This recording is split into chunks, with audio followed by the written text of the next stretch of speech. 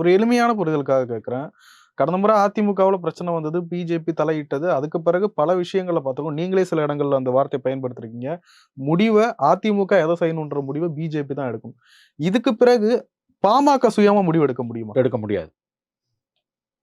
அதத்தான் நான் இவ்வளவு நேரம் அங்க சொல்லிட்டு வந்தேன். ஃபர்ஸ்ட் ஸ்டெப் குருமூர்த்தி வந்திருக்காரு. அடுத்து அமித்ஷா வருவாரு. எந்த பிரச்சனையிலயும் சரி. இல்ல, கூட்டணி எந்த பிரச்சனையில பொதுவா புரிஞ்சுக்கோங்க. ஏடிஎம்கே பிஜேபி அலையன்ஸ்குள்ள ஒன்றுபட்ட பாமக வரணும்னு பிஜேபி என்ஷூர் பண்ணும்.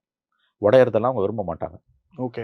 உடையறத விரும்ப மாட்டாங்க. எல்லாரையும் உடைச்ச பிஜேபி பாமகவையும் உடைச்சிச்சு. நீ தானே மாத்தி பேசுறேன்றாங்க. நான் சொல்றதை புரிஞ்சுக்கோங்க. நான் கடந்த ஆண்டு நடந்ததை சொன்னேன்.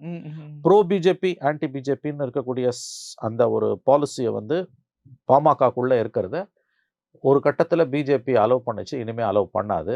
நான் தான் சொன்னேன், வக்ஃப் சட்டம் மாதிரியான முக்கியமான சட்டங்களில் ராமதாஸ் தனி லைன் எடுக்க முடியாது.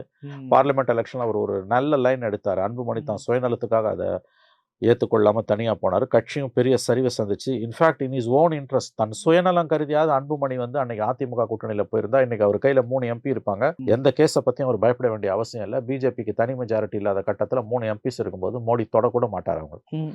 ஆனால் அரசியல் குறுகிய பார்வை, தனிப்பட்ட பலவீனங்களால் அன்புமணி அவர்கள் எடுத்த தவறான முடிவு இன்னைக்கு அவருக்கே வினையாக வந்து முடிஞ்சிருக்குது. பட் எனவே அவர் டோட்டலி பிஜேபிக்கு சரண்டடு.